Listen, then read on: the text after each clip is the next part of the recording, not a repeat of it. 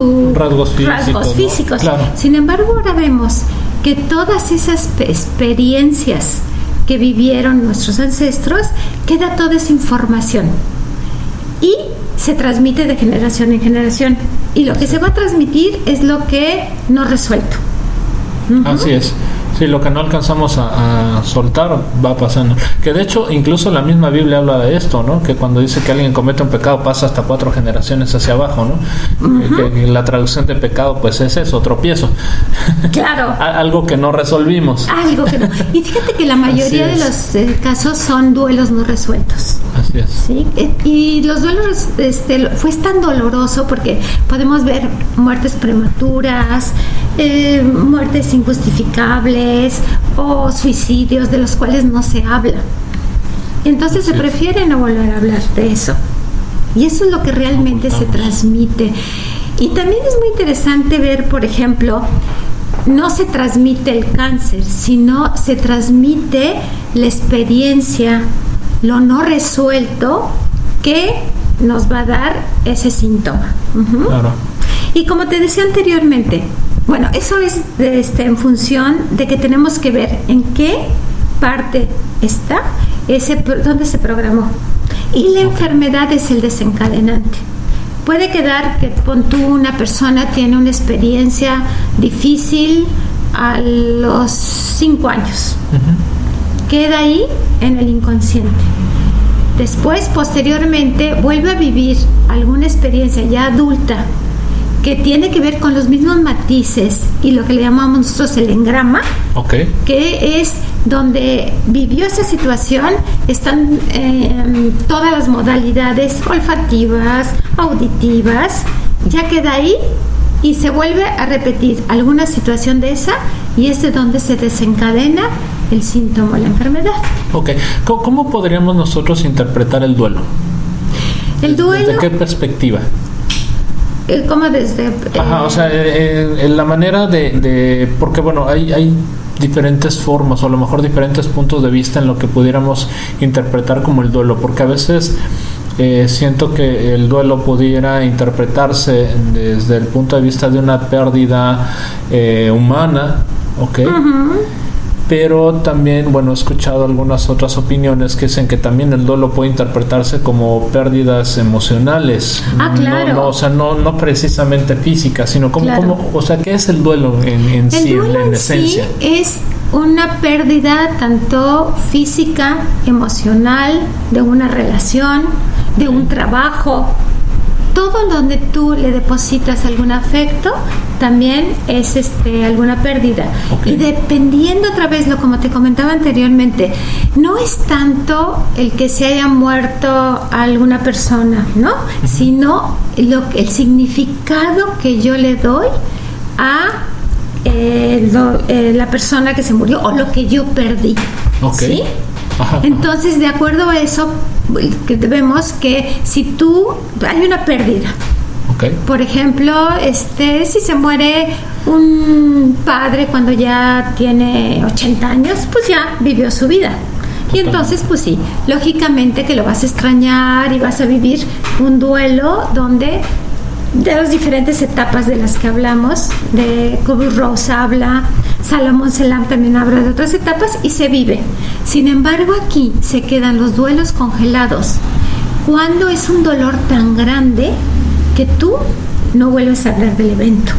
Y también en transgeneracional vemos que, por ejemplo, si en una familia viene un bebé, muere a los 2 años, no se vuelve a hablar de él, y entonces se tiene otro hijo y muchas veces se le pone el mismo nombre. Imagínate ir a la tumba y ver tu mismo nombre. ¿Y qué es lo que pasa? Esta persona desarrolla muchos síntomas porque realmente no es visto. Al que el visto es el otro. Entonces se ha visto, también se le llama yacente, donde tiene todas esas características, que vive una tristeza profunda que no sabe por qué, puede vestirse de negro, o bien también nosotros aquí vemos las polaridades, o puede estar siempre haciendo hiperactivo, porque si me quedo quieto me muero. Entonces, también podemos ver ese tipo de duelos. Cuando quedan congelados es cuando tiene una repercusión. Ok, eso tiene que ver, por ejemplo, cuando hay una situación de aborto. Nosotros es muy importante el aborto, porque al fin de cuentas, nosotros desde el momento de la concepción, ahí ya se ve que existe vida, ¿sí? Totalmente. Entonces, fíjate muy bien, me gusta mucho la metáfora del aborto. Imagínate que tú vas a un viaje y generalmente tomamos el avión y pasamos por el pasaje, el túnel, ¿no? Para llegar a tomar tu avión. Pero resulta que los abortos sería como, no pudiste tomar el avión, pero ahí se queda. El siguiente hijo pasa por ahí y se viene ahora con toda la carga se lo lleva. Es como si, podríamos decir, trae toda esa energía del no nacido. Entonces, por eso es muy importante. Ahora, otra cosa también, porque es importante, porque si tú no lo consideras en la familia, estás tomando un lugar que no te corresponde. Entonces, es muy importante darle el lugar para que tomes tu lugar en la familia. Entonces, bueno, personas como por ejemplo Bradley Nelson, cuando escribió sobre su libro del Código de la Emoción, hablaba sobre la liberación, sobre al momento de liberar las emociones, liberarlas también de las personas, o considerar precisamente a las personas no nacidas, y me imagino tiene que tomar en relación esto que nos estás comentando, ¿no? O sea, el hecho de tomarlo en cuenta, de tenerlo consciente y hacerle la liberación también a esa persona que no está. Pero por supuesto, y darle un lugar en tu corazón y un lugar en esa familia. Y entonces, si lo ves así, no tiene por qué haber una repercusión en las siguientes generaciones, porque se liberó esa energía que tú dices. Ok, exactamente. Oye, y bueno, esto, hablando ya, bueno, entendimos ahorita ya un poquito más de qué se trata, lo que es la biodescodificación, desde dónde viene o cuáles son los métodos a evaluar, por así decirlo. Pero entrando un poquito más en lo que es el tema de hoy, en nuestra vida cotidiana, nosotros ¿cómo llevamos esta biodescodificación, o cómo podemos saber cuando necesitamos biodescodificar algo? Claro, fíjate que esto es muy interesante lo que me preguntas, y vamos a dar precisamente un curso de biodescodificación para la vida cotidiana en Casa Luna, donde si nosotros empezamos a ver que todo lo que vivimos tiene un para qué, empezamos a percibir el mundo desde otro lugar. Entonces, ¿qué te quiero decir con eso? Si en el día empiezas a saber cómo te relacionas con las personas, con el dinero, con tu trabajo, vamos a ver que atrás de todo eso hay un programa. Y en la vida cotidiana se manifiesta toda esa situación donde nosotros no hemos podido, tenemos algún conflicto que se manifiesta a través de lo que vivimos diariamente. De lo que vivimos día con día, ¿no? Que lo que vivimos día con día. Ajá. Y bueno, me imagino que también hasta ciertas emociones que a veces parecen muy sencillas pudieran quedarse atrapadas, ¿no? Si no le ponemos la suficiente atención. Y al quedarse atrapadas se manifiesta y el cuerpo habla. Hasta, por ejemplo, una gripita, dices tú, ay, pues es que me enfrié. No, en ese momento fue algún conflicto emocional del cual no se resolvió. Entonces, en la vida cotidiana podemos ver que todo síntoma y todo lo que vivimos es un mensaje del inconsciente. Porque aquí nosotros en biodescodificación vemos que el inconsciente es como un guardián de toda nuestra supervivencia. Así es. Ok. Oye, y por ejemplo, bueno, hay muchos padecimientos que son comunes, que desafortunadamente pues muchos se están pegando ya de manera muy, vamos a mal llamarlos de esta manera, como que están de moda. Entre ellos pues tenemos, ya hablamos ahorita del aborto, y también tenemos la depresión. una parte de depresión que es una enfermedad que muchas personas pues están padeciendo, o todos en algún momento de nuestra vida hemos pasado por ahí, ¿no? Por la depresión. Esto desde el punto de vista de la biodescodificación, ¿qué hay normalmente detrás de? Por eso, por ejemplo, cualquier síntoma tenemos que ver hacia atrás dónde se programó. ¿Dónde se programó esa? Si vemos en la depresión es como no tener sentido a vivir, ¿no? Perder como ese anhelo de vida. Y entonces, una de las preguntas claves que hacemos en cualquier síntoma, ¿desde cuándo? ¿Desde cuándo? ¿Sí? Entonces dice una persona, bueno, ¿sabes qué? Me he sentido triste y deprimido toda la vida. Entonces ahí nos vamos, que tiene que ver con algún problema en proyecto sentido o transgeneracional.